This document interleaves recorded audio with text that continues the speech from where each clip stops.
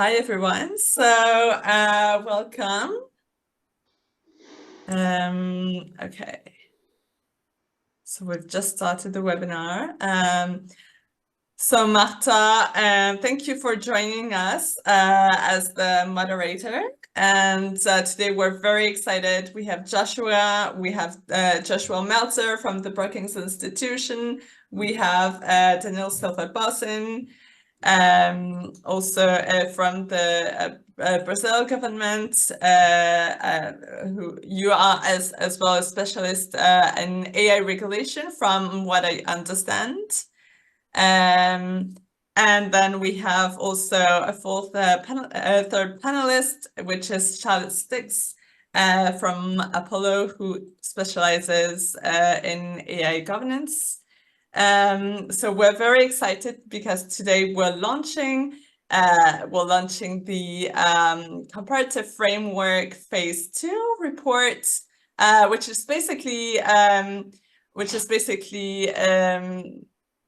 comparative analysis that we started actually 2 years ago about 5 leading countries in the AI regulation sphere, and we wanted to do kind of map the different approaches that were starting to emerge. And so for those who don't really know us, CEIMIA, so the Centre d'Expertise Internationale en Intelligence Artificielle, we are really specialized in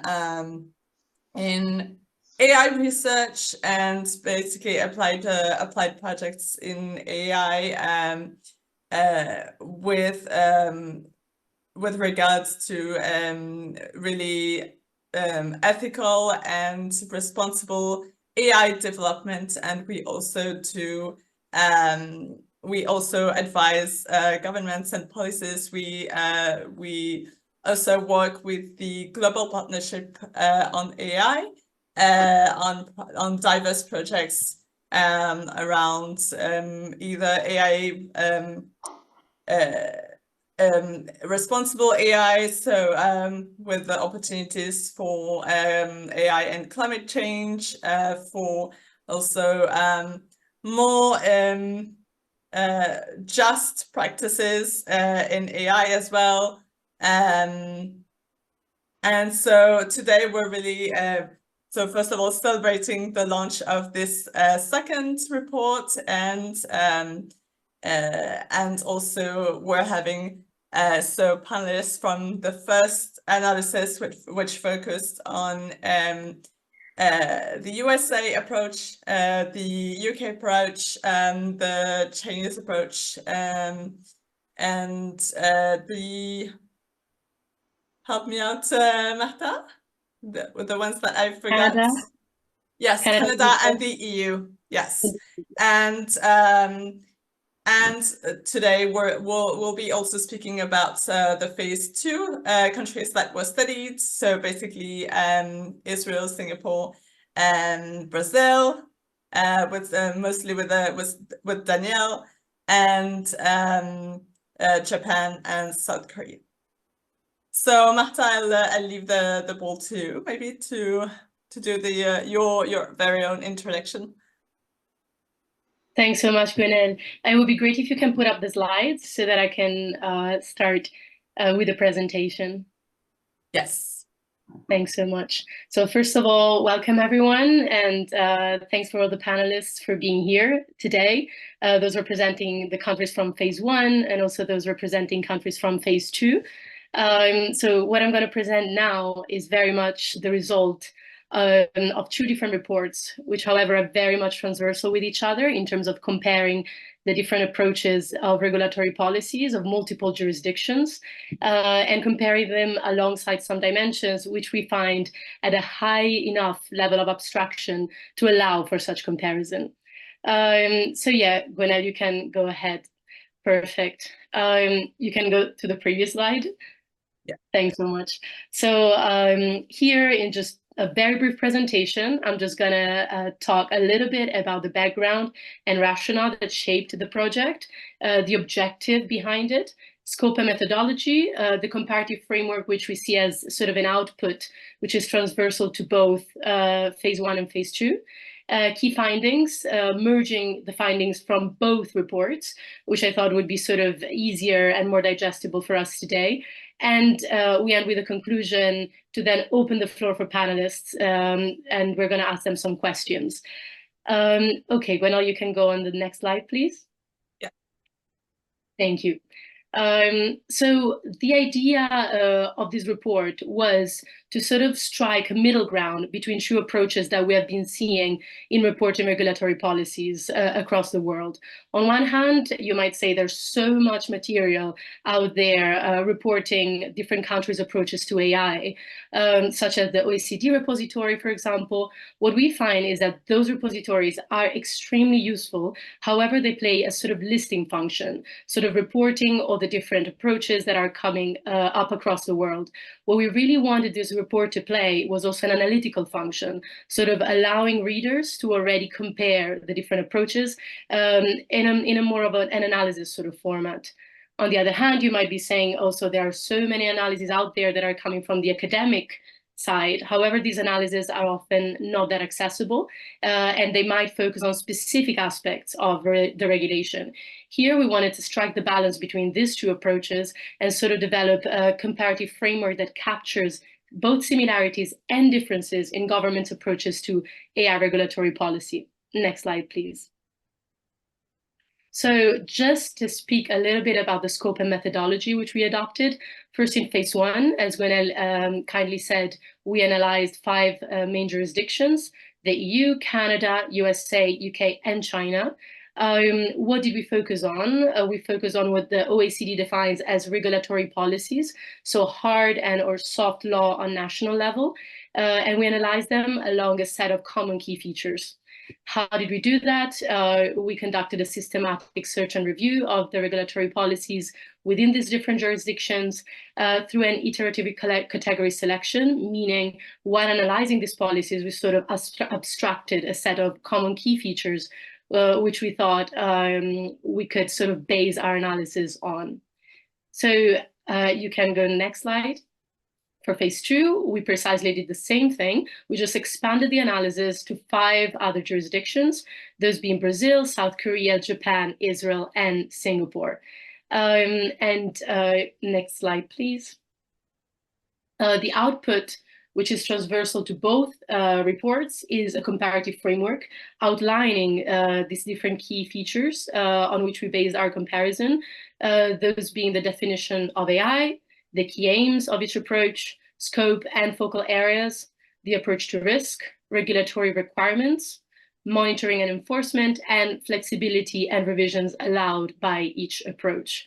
For today here, I'm going to specifically focus, next slide please, on 3 main dimensions.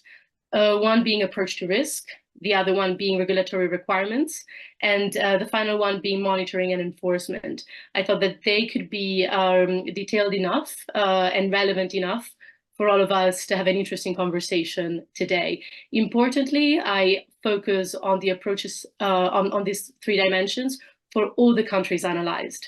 So they're all going to be together to allow for a richer comparison. So next slide, please. Thank you. So first of all, first dimension, approach to risk. We see 3 different clusters emerging in terms of how risk is approached in the different jurisdictions. On one hand, we see a group of jurisdictions approaching risk in an horizontal and overarching fashion. Another cluster sort of approaching them in a sector-specific fashion. And the final one in terms of taking a technology-specific approach to regulation. For the first cluster, we see the EU AI Act and Brazil proposed bill taking a horizontal and overarching approach to risk, that accompanied by one of China's frameworks, which is China's Risk Framework for Science and Technology Research. Regarding sector-specific approach to risk, we see the UK and the USA, but also Japan, Singapore, and Israel taking a sectoral and contextual approach. Finally, we see China being a different example, bringing a different example of technology-specific regulation by putting out specific regulations on, let's say, recommender systems, deep synthesis, and also generative AI, as we'll see later on.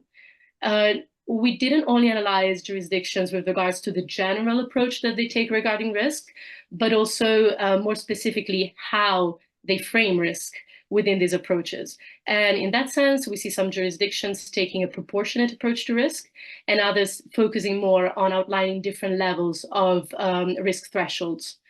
The first example, the elephant in the room, is the UA AI Act, but also Brazil's discussed AI bill that are taking an approach to risk, defining multiple risk thresholds. Canada, on one hand, has the Directive on Automated Decision-Making that also defines multiple risk thresholds, those being defined in terms of impact levels. However, Canada's other regulation, which is being discussed, which is IDA, and South Korea's integrated bill, which is also being discussed, seem to take a slightly different approach by defining one main risk category, that being high impact for Canada's IDA or high risk for South Korea, and attaching most regulation to that category. Differently, we see another cluster taking a proportionate approach to risk. In case of the US and the Bill of Rights, taking a proportionate approach to the potential harms that AI might bring. And in case of the UK, instead, a risk approach which is proportional to impact in a specific context. A new example is Singapore, which brings in their AI verified toolkit, which allows and enables compliance from companies, both on a technical, but also in a sort of regulatory sense. Additionally, it's not only interesting to look at how risk is approached and framed, but who is risk directed to. And in the case of the US, for example, risk is partly focused on the individual, or when it's meant in a collective sense, it's individuals. While when you look at how China frames risk is more on a societal level, so talking about societal security and safety. While when you look at Canada's Directive on Automated Decision-Making, you see that they define impact levels by focusing on risk to individuals, but also to the environment. And Brazil is unique in bridging its approach to risk together with a strong approach based on rights, with a specific focus on discrimination. When you go and see the other approaches, such as from the UK, Japan, and Israel, they stress the risk of missed opportunities and they stress the importance not to overemphasize risk as something that is important to avoid 100%, but something of a necessary part of AI development. And while the EU AI Act and Canada's IDA focusing more on finding a balance between rights and innovation. Next slide, please. When it comes to regulatory requirements, we also see some clusters emerging, taking different approaches. So as expected, you can see more of a horizontal hard law approach on the side of the EU and Brazil, and Canada and South Korea. However, these differing a little bit in their own approaches. So the EU AI Act and Brazil's proposed bill attach a set of conditional requirements and proportional obligations to the multiple risk thresholds that they define. Differently, Canada's IDA and South Korea proposed integrated bill would mostly focus, as previously mentioned, on high impact or high risk systems. And specifically, the case of South Korea is interesting because for the rest of AI systems, it just promotes self-regulation and government promulgated ethics guidelines. For the other cluster focusing on soft law and sectoral regulation in the US, that is the cluster of the US, UK, Japan, Israel, and Singapore. You have the UK, US, Japan taking mostly a comprehensive soft law approach on one hand, while at the same time amending existing sector-specific hard laws. Israel is similar, however, it puts even a stronger emphasis perhaps on vertical regulators and in developing what they refer to as a common risk management tool to coordinate among those. Then you have Singapore, which, as mentioned briefly before, provides compliance supports for companies through the AI Verified Toolkit. You have a third case, a sort of a hybrid one, the one of China, which outlines an overarching soft law approach, but also accompanied by a specific hard law that is specific to certain technologies. So on one hand, you have ethical guidance being developed for science and technology, including AI. And on the other hand, you have the development of hard regulatory requirements that go and target specific types of AI technologies, such as recommender systems and generative algorithms. Next slide, please. Finally, when it comes to monitoring and enforcement, the tension that we have spotted in different jurisdictions is whether they outline the founding of a new enforcement body for AI, or whether they rely on existing bodies. And on one hand, you have the EU, Canada, Brazil, and South Korea talking about the development of a new central authority, or in the case of the EU, already developing that authority. And in the case of South Korea, the case is a little bit different, because while the other authorities might act as enforcement bodies, the case of South Korea is different, and it might not have any enforcement functions. In fact, enforcement might be still being run at the sectoral level.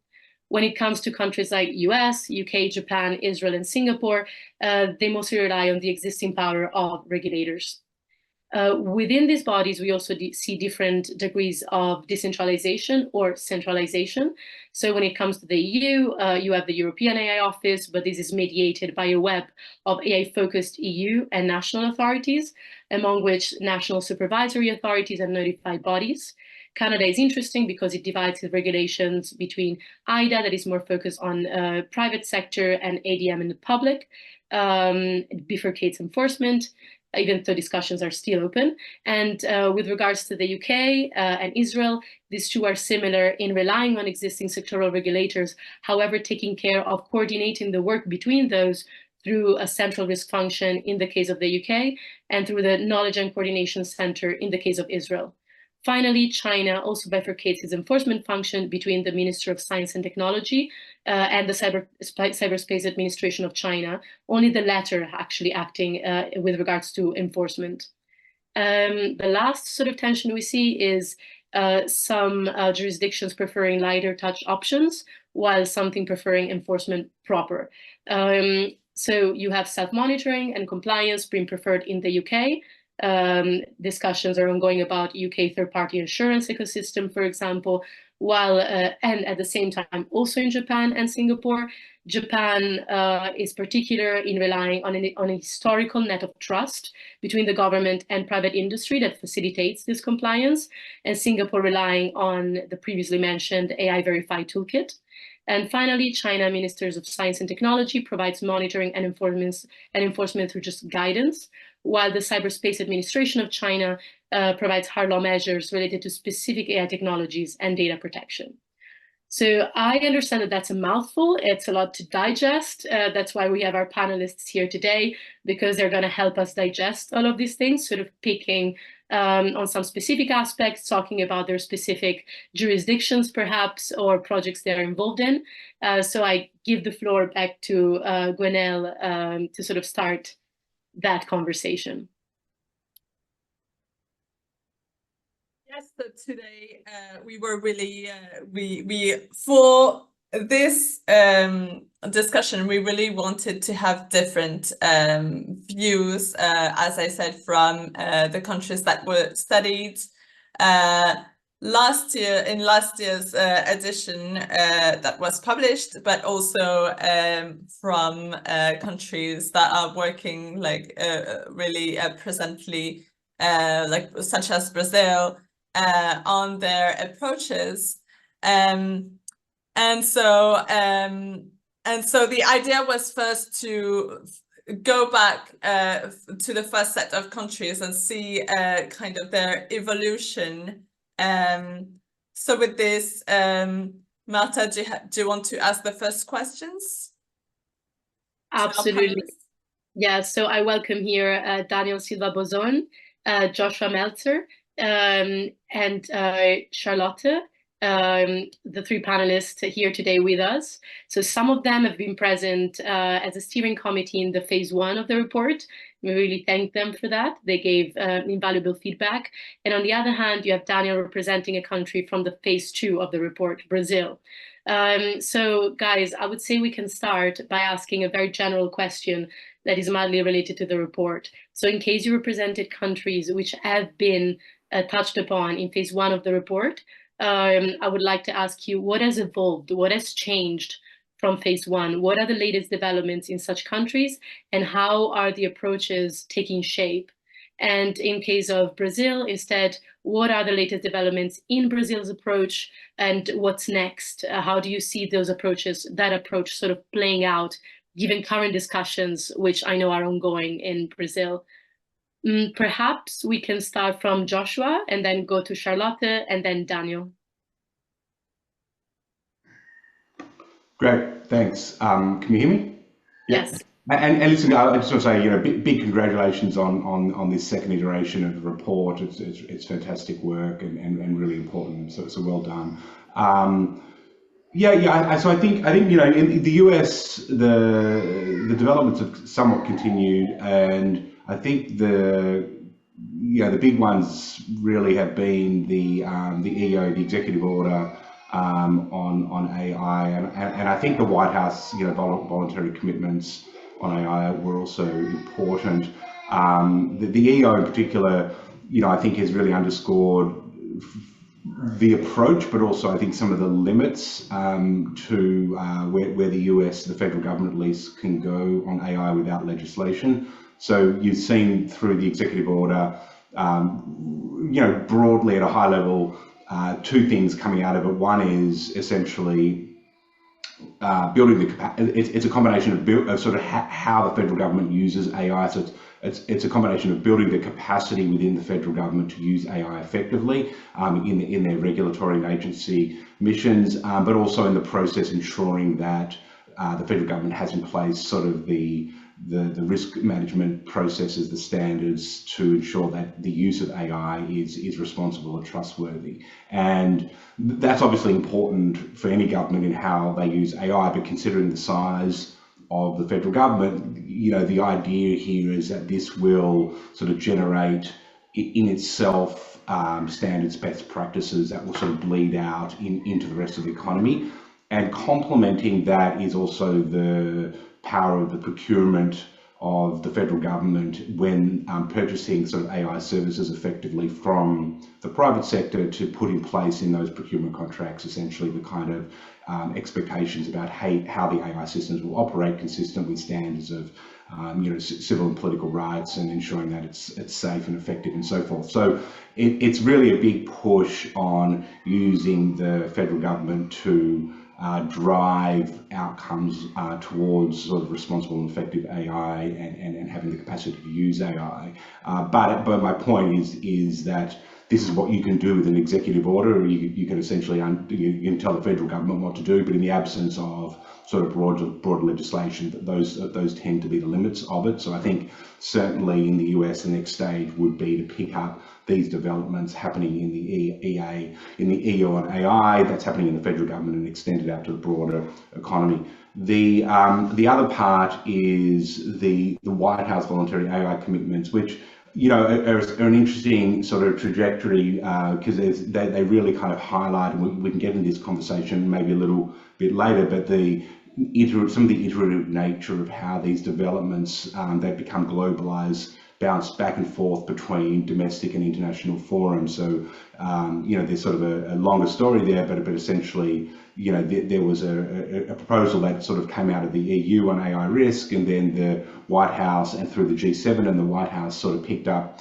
and got these voluntary AI commitments, and then these sort of went back and became the basis for the OECD AI Code of Conduct, and then this got reflected further into the G7 and so forth. So, and these are sort of, essentially commitments to do particular forms of red teaming and testing of sort of high-level sort of foundational models of various sort of definitions of what constitutes that they're not aligned. The US has got one, the EU has got one, and so forth. But carving out essentially a particular set of requirements that the technology companies themselves that are developing these models will undertake to kind of ensure broader sort of safety of these models going forward. And so I think the interesting thing there is, I mentioned, is sort of this iterative nature of how governance is developing, but also I think that what we're beginning to see come out of that as well is that foundational models, so to speak, may require their own attention as distinct from the broader sort of set of AI systems that are governed by other kind of legislative and regulatory developments. Thanks. I'll leave it at that. Thanks so much, Joshua. Thanks for those very, very great insights. Charlotte, floor to you.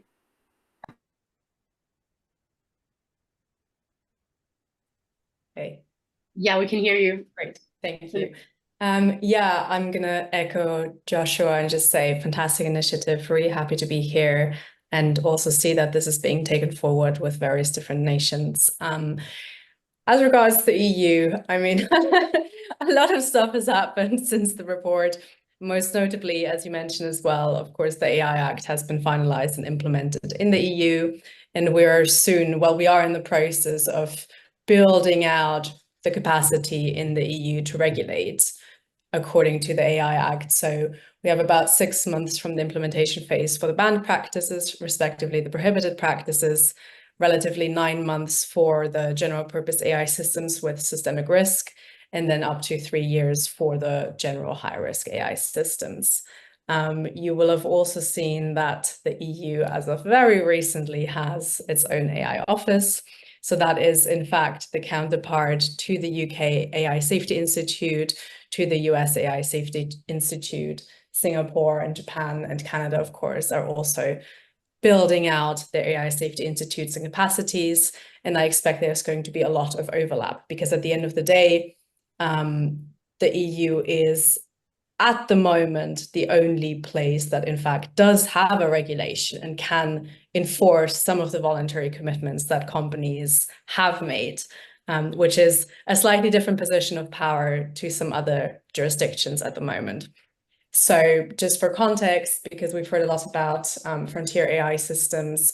So in the AI Act, what's going to happen for these types of models, so dual use foundation models, frontier AI systems in the US context, general purpose AI systems with systemic risk in the EU context, is that over the next 9 months, civil society and especially labs will come together and draft the specific codes of practice, so the commitments to adhere to the legal obligations in the AI Act for these types of systems, which is going to be a very lengthy process, but hopefully quite fruitful, and of course building on previous documents such as the Hiroshima Code of Conduct or other work by the G7 or the Seoul Frontier AI Safety commitments.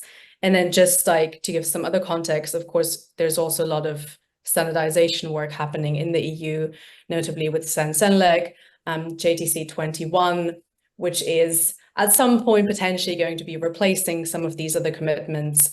And then, of course, through the Trade and Tech Council, a lot of collaboration with the EU on standardization, risk assessments, evaluations, et cetera, et cetera. Thanks so much, Charlotte, for the great overview on the EU. And yes, Daniel, floor to you.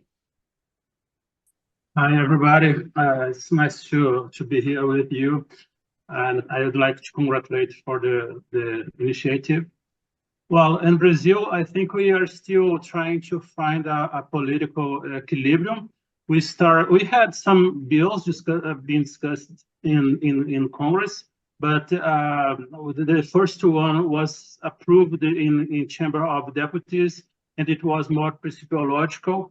And then the civil society complained, and they were worried about the lack of effectiveness. Then in Senate, it was formed a commission of jurists, and then they delivered a draft inspired in the AI Act, but of course with differences, and Brazil is different. But the companies and the research institutes and even in the executive branch, the presidency called the ministries to discuss, and many ministries demonstrated worries about the project because there were many rights, but it would be very difficult to develop and put in the market AI systems. So in Senate, they formed another commission, but of politicals, of senators, and now they in the words of a senator, we changed from a bill inspired just by the AI Act, but we are considering also some characteristics of the UK and the US approach. So now we're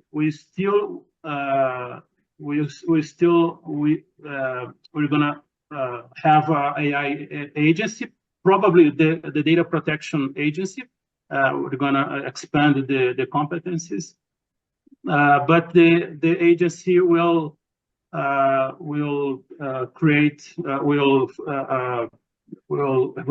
in a general way with principles and general rules, and the sectoral agencies are going to regulate effectively.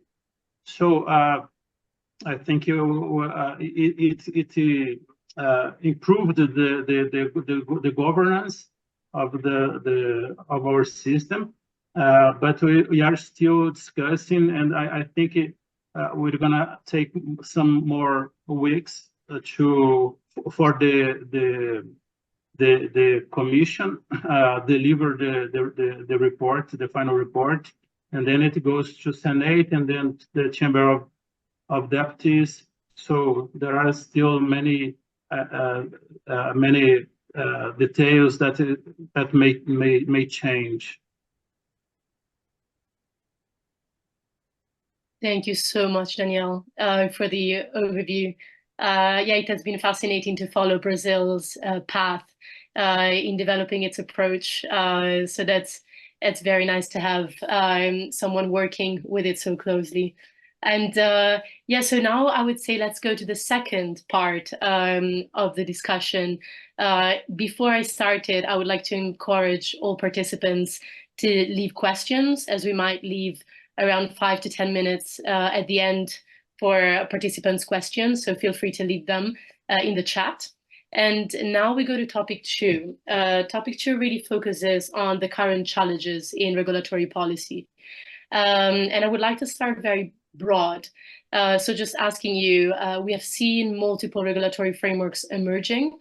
What remain to you as the biggest challenges, but also opportunities for what we call regulatory interoperability? Basically, how can these multiple frameworks work together with each other? Joshua, do you want to start off on this one?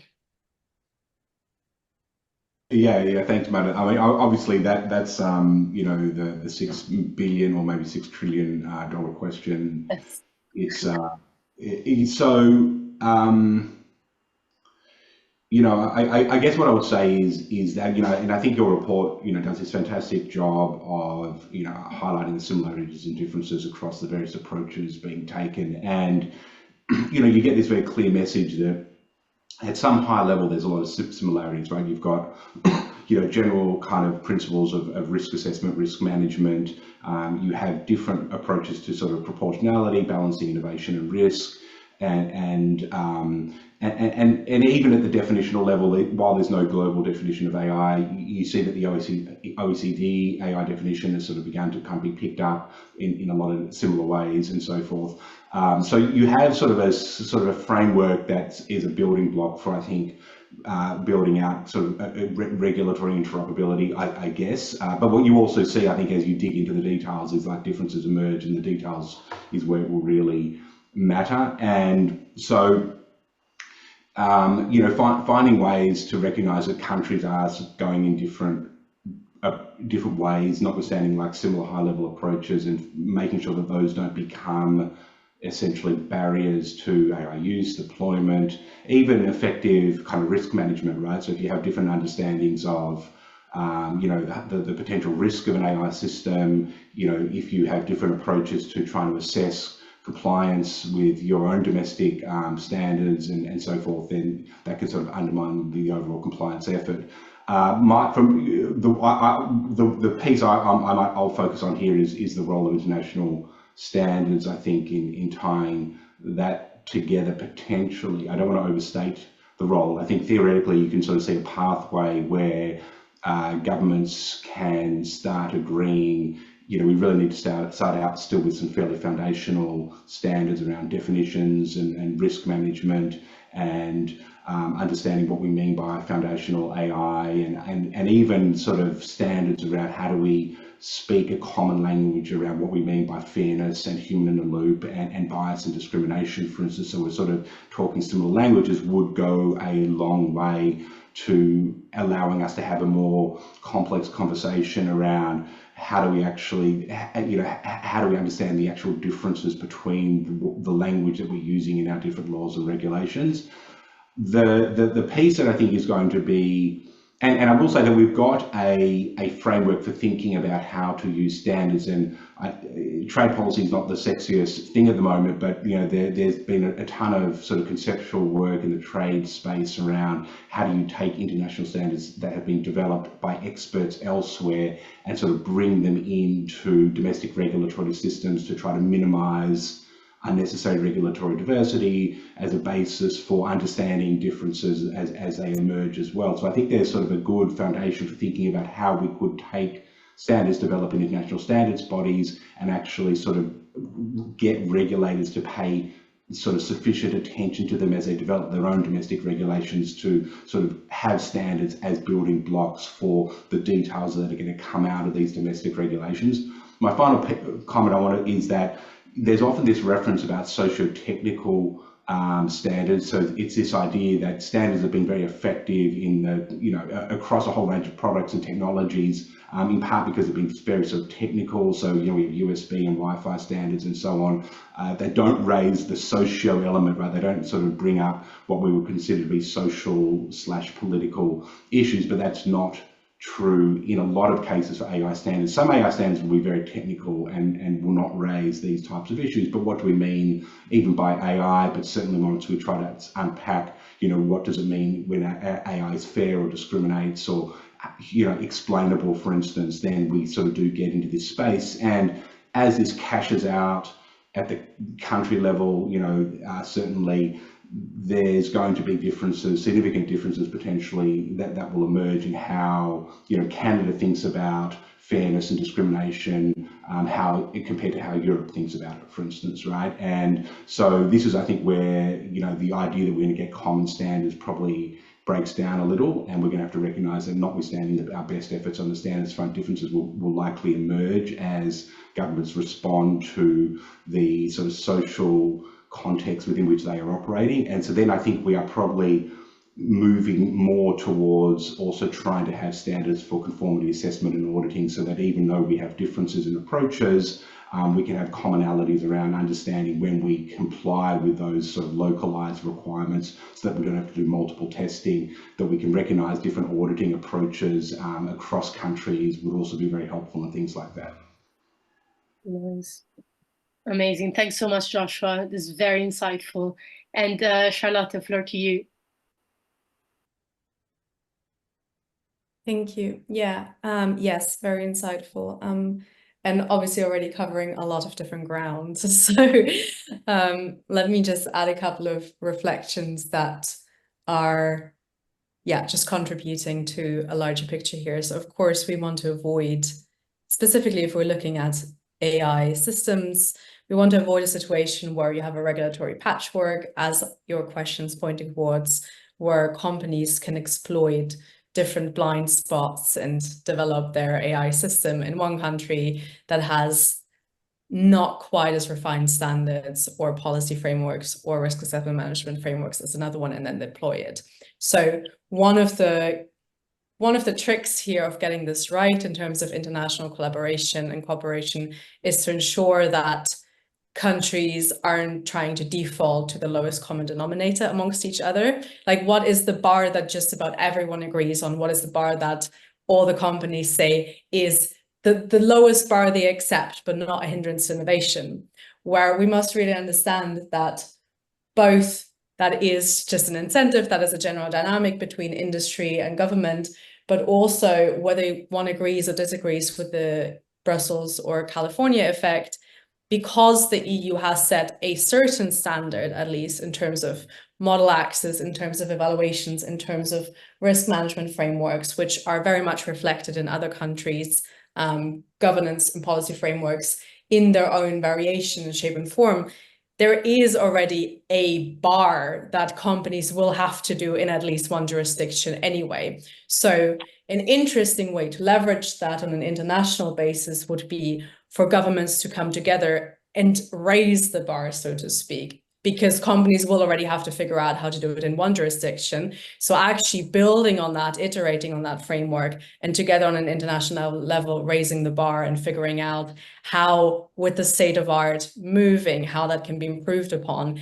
I think is a valuable shift in perspective to take here. But it's certainly a difficult question, especially as countries have different understandings of what is beneficial for the economy, for society, individually. Yeah. Thanks, Charlotte. I love the idea of the bar not going down a little bit, like raising the bar. That feels like something super important to do when it comes to standards and collaborating between countries. Danielle, please, floor to you. Thanks. It's a very interesting. I would like to say that Brazil, when you consider smaller economies, and we can consider the United States, the EU, and China, of course, there is a big difference about the size of the market and the leadership when we consider to Brazil, for example. Looking at in a practical way, I think Brazil or other countries not so big economies. Brazil is maybe it's the 8th economy of the world, but it's pretty different of the leaders, and we have to consider the other countries have to consider what's doing in the biggest economies, and maybe the biggest economies should consider the interests and the necessities of smaller countries to try to find a common way for increase the interoperability because of the advantages of it. Yeah, but I don't think it's going to be much different of other areas. We have political issues, many differences in the realities and the interests of the countries, and the things will develop the way it will. Thanks so much, Danielle. Absolutely. So now, in the interest of time, I know we have around 10 minutes left, and we have a question for each participant that sort of speaks best to their expertise and their remit. So I would ask each participant to perhaps keep their reply around 3 minutes long, and then we can open the floor for questions from the audience. So Joshua, you actually spoke about international standardization, which I think is very relevant for regulatory interoperability. And perhaps a question to get more into the specifics here is, do you see a specific challenge in international standardization where we see certain standards being mandated top down and being part of regulation, and other standards coming more bottom up, like classic ISO and SDO structures, having standards proposed by committees or industry? Do you see any risk of regulatory divergence even within standards making? If you could speak to that a little bit. Sorry, was this for me? Yes. Yeah. That's to you.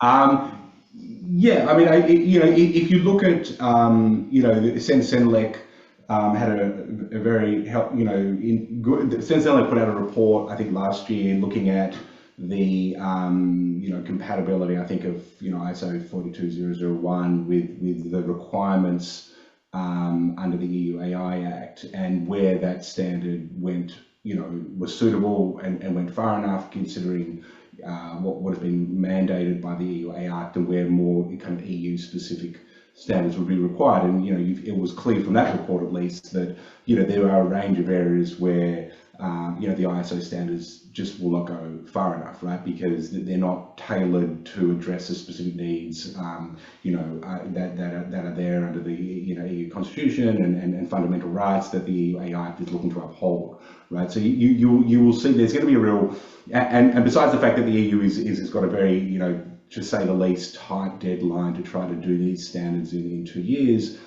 which I think looks increasingly challenging.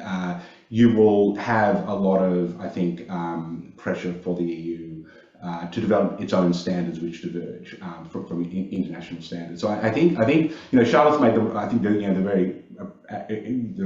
the right point, which is that this is the one jurisdiction where you have a fairly kind of robust now kind of omnibus approach to AI, and how that I think the EU, Parliament, the Council, the Commission kind of got that to a point where at the legislative level, there were the frameworks and the approach and the definitions were sufficiently, I think, interoperable in a broad sense. But this what now comes out of the EU in terms of the standards, I think, will be where the so-called rubber hits the road. And I think this is where we will see the potential for real regulatory divergence and the opportunity and limits of standards in driving convergence there. Having said that, we are also seeing, I think, a recognition by regulators, certainly, of the potential for standards to drive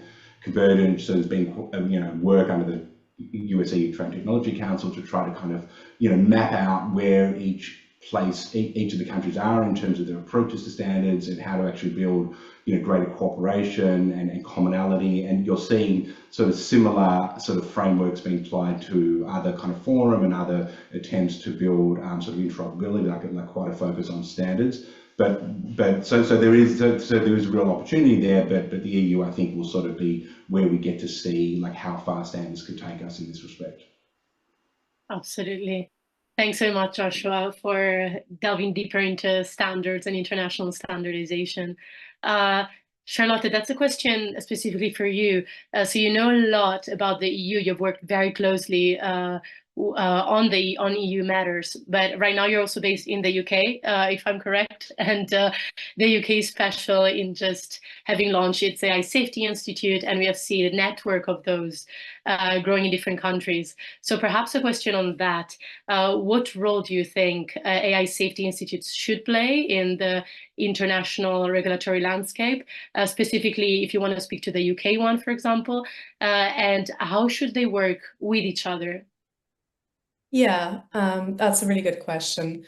So for context, I come at this from the perspective of working at an organization that does the types of evaluations a lot of these frameworks are speaking about.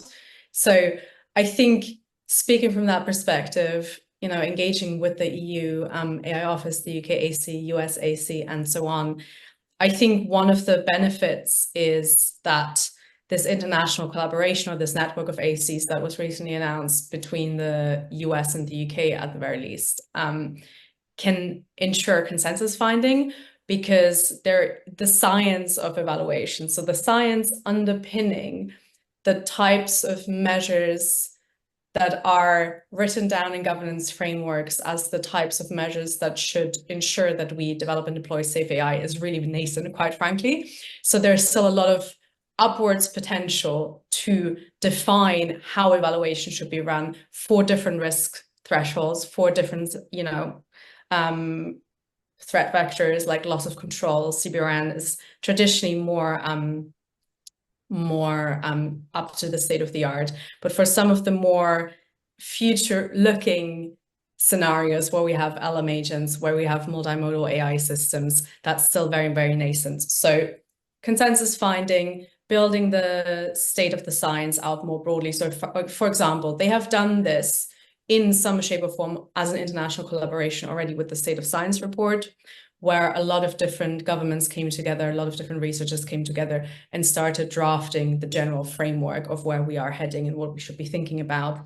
And then I think another helpful way of thinking about it is, in particular, when you look at evaluation or specific types of risk assessments, it doesn't only tell you what kind of capability or propensity an AI system has that you're looking for, but it might also give you a sense of finding capabilities and propensities you didn't expect to see. So it can help, if you leverage it correctly, it can help you as a foresight function, so to speak, to figure out where AI progress is going to, especially because in principle, these types of assessments should happen very early on in the AI system development lifecycle, right? So between doing that and then deploying it, you essentially as AC, as UK AC, as an international AC network would have an opportunity to go to your government and tell the government the kinds of findings you have seen, and for the government in that time period to adjust, adapt, and update the relevant frameworks and policies to really ensure that the state of technology matches the state of the governance frameworks.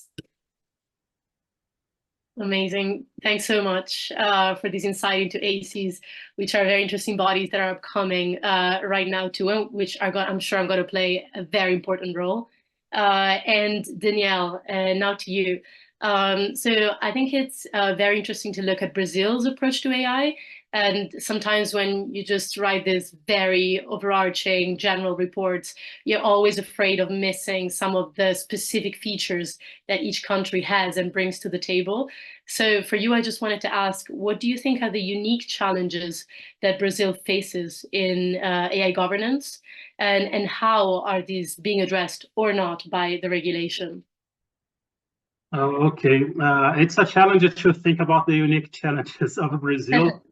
But I think Brazil is a large country, and maybe it's like a mirror of a little mirror of the world, because our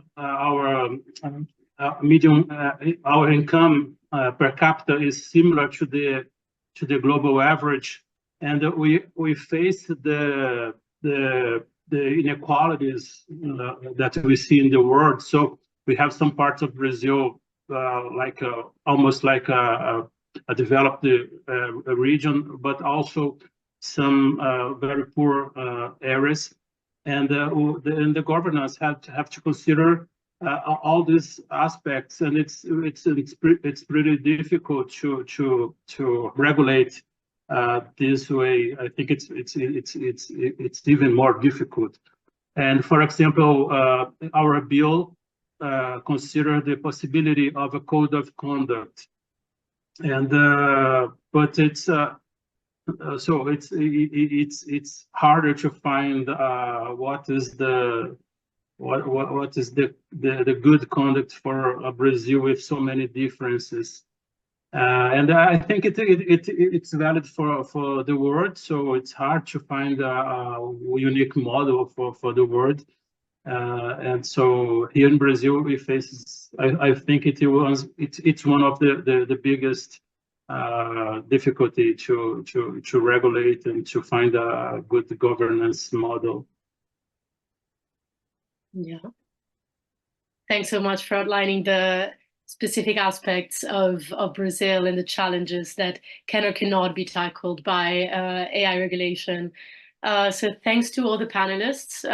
Your insights are and continue being very valuable. Gwenelle, I do not know. I think we do not have questions from the audience, if I'm correct. I just want to double check with you. No, we don't have a lot. We don't have really questions. We have a few that we've answered. But yeah, I would like to encourage. We still have a few minutes. I would like to encourage if anyone has questions, just to drop them once again in the chat, and we'll address them. Otherwise, I would advise maybe just to have if you'd like to address specific points or discuss specific points yourselves, Danielle, Joshua, or Charlotte. Or bounce back or if you have specific questions for one another. This could be also interesting. I'd be curious to see if you have specific questions for one another's jurisdictions.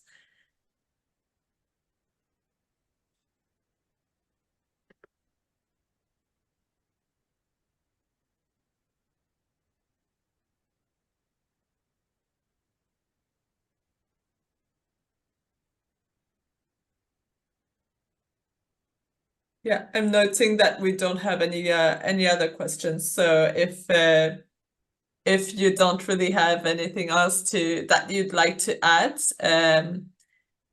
Daniel, Joshua, or Charlotte, then or Marta as well, would you like to do a small conclusion? And at the same time, I will drop the link to the report and to the framework inside the chat if you want to go have a look at the same time. Over to you, Marta. Well, yeah. I think there is a written question. Thank you. Okay, yeah, okay, so question from Felipe. So I would like to raise something to debate. Should we take advantage of existing agencies such as DPAs to enforce AI, or should we build from scratch? So over to anyone who is up to answer this one.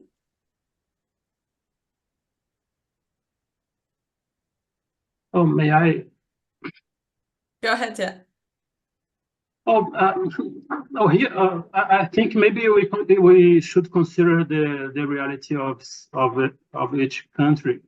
So, for example, here in Brazil, I think our judiciary doesn't work pretty well, and we have sectorial regulators, agencies that work relatively well. And of course, there are some difference among the agencies.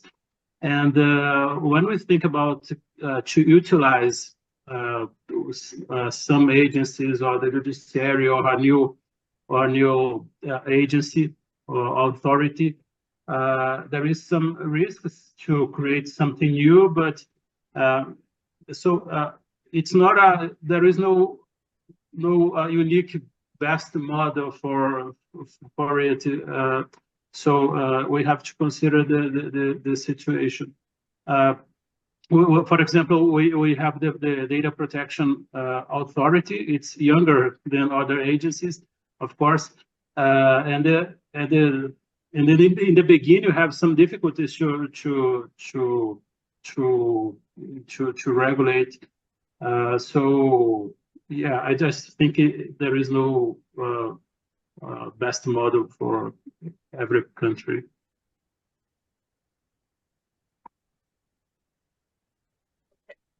And then we have another question. So about the clusters that were discussed in the PowerPoint with an opinion. So I'm from Abdul Majid. So in your opinion, every country has different priorities for AI.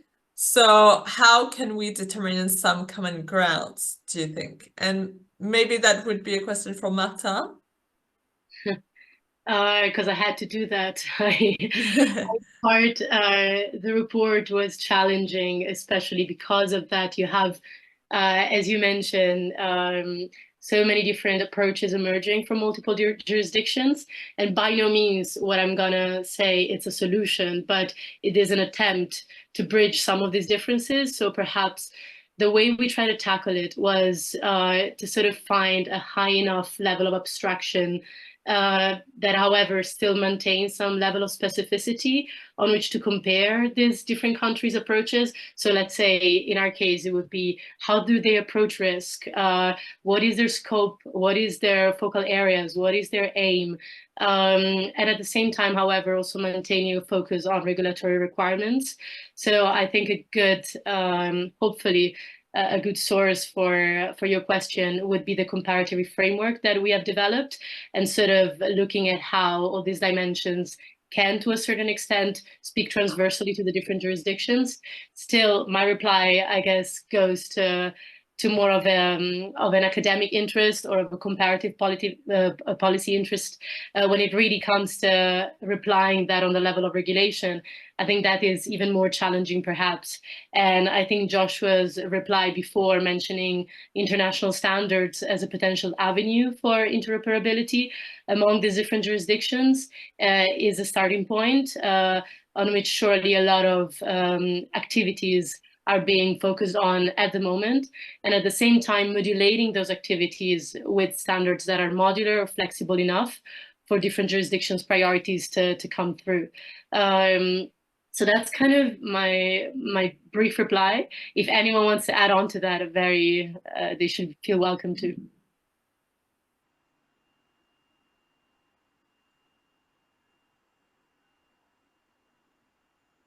Okay, so if not, I'm noting that we have also another question.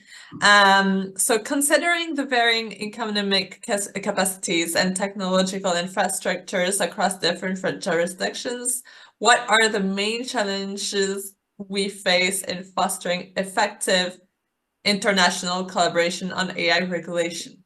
And what are the possible solutions? So, Marta, do you think we should if anyone give wants the chance to someone to reply? Brazil is holding the presidency of G20 this year, and we can see the difficulties to find common grounds among the countries. I think it's a work that you have to try and talk among the countries, but we have to face that it's difficult to find to go to the details and to reach agreements on details. It's pretty difficult. I don't have an answer, but it's we have to admit that countries have different realities and interests, and so we have to face this difficulty. Yeah, I mean, I can add to what Daniel just said. I mean, I think his point about different interests amongst countries is obviously key here. A couple of just observations here. I think that this is nothing particularly new, but AI is at least sort of the AI that's emerged into the public following ChatGPT is still very early stage. And what's I think important there from an international cooperation perspective is that it's just unclear like where it's going to evolve, what's going to be a sort of a sustainable approach to developing AI models going forward. Whether the current sort of reliance on large models and parameters and data is sustainable, or whether it looks like something else is even up for debate. And then the business models around AI, I still think are very much open to question. So there's that, and what that sort of speaks to at a minimum is that we're going to need a regulatory approach, at least domestically, I think, which is sensitive to the early stage nature and creating space and opportunity for testing and trying and experimentation without companies sort of fearing that they're going to run into heavy regulatory obligations and penalties early on, which will definitely stifle innovation. At the same time, it's not, you obviously need frameworks for responsible AI and so forth. So it's not saying you don't need both, but getting this balance right is very difficult. And so that's difficult domestically, let alone to agree at internationally. The second part is, and a lot's been written on this, which is AI is quite a unique technology. Like there's people look at the IAEI for nuclear power, or look at how we regulate safety in airlines, or the cooperation on in the financial sector, and they're useful only so far, and they often reveal that there's that AI is substantially different given it's got national security and economic opportunities. It's fairly general purpose as a technology rather than sort of specific and tailored like nuclear. And so we don't actually have even a good understanding of what international regulatory cooperation for this type of technology would look like. And so I think we're still trying to work that out. And it's also one of those technologies which is very unique in that we have these sort of, you know, foundational AI models, right, which are very, very powerful, very large, very expensive to train. And, you know, are we going to end up with a few godlike models, or are we going to end up with many? Are we just going to end up with sort of, you know, licensing and APIs as a way to access a lot of these AI capabilities in the future? What does that mean for competition? What does that mean for concentration of these technologies? And so at this stage, at least, we have really only a few countries and companies that are kind of at the forefront of developing these models. And so when you take that to an international level, it means that there are very, very different equities at play in terms of, you know, when you think about AI cooperation and regulation. And so that's another layer, I think, which makes this challenging. So the upside of it is that we are talking internationally at an early stage. Like often a lot of this, in the past, a lot of these technologies and regulatory models get settled domestically and then they get internationalized, whereas like the international approach is sort of almost happening in parallel with a lot of domestic approaches. So you're getting this feedback mechanism happening, not like unique to AI, it's happened before in other areas, but, you know, sort of talking about with the way that worked with the White House voluntary AI commitments and how that bounced back and forth between domestic and international levels.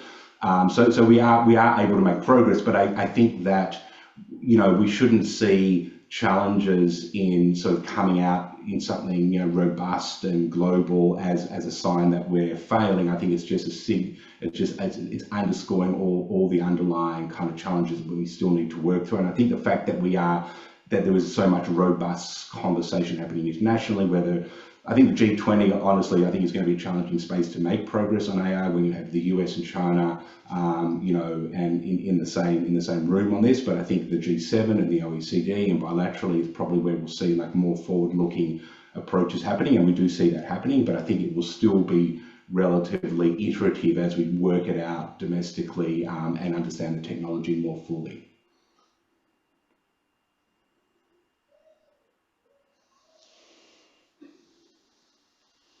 Thanks so much, Joshua.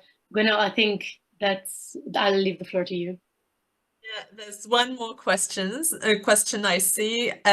So from Stefan, should there be more bodies that attempt to improve collaboration between governance bodies in different domains or with different remits in regulation? For example, WIPO, so the World Intellectual Property Office, doing this in terms of IP globally. European Data Protection Board for DPOs. Should there be more join up of countries' vertical regulators as well? So over to anyone who wants to answer to this. Yeah, I'm sure that despite that the world is not so collaborative as we would like, but the role of the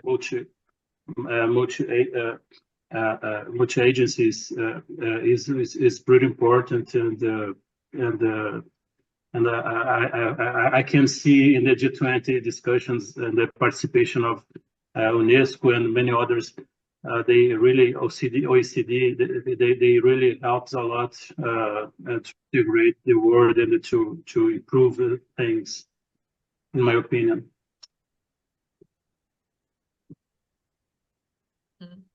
Would anybody want to add on that? No? And so if there's no other question, then yeah, I think we're done. So thank you so much for everyone for being here today with us. Thank you to dear researcher Marta as well for being here. Thank you to our three panelists. Daniel, Joshua, and Charlotte, do you have any last words on what's coming up in the next weeks for your jurisdictions? Also looking to Daniel here. So if you want to add any last words, then now would be the time. I'd just like to thank for the opportunity and congratulate the initiative. Thank you very much. And just reiterating, reiterating that I put in the chat the links to both comparative framework reports. So you have phase 1 and phase 2 available here. But we will also be sending them in a follow-up email to all registries and attendants, obviously. So thank you very much, everyone, for being here with us, and we wish you a great day. Thank you. Bye. Bye. Everyone, thank you.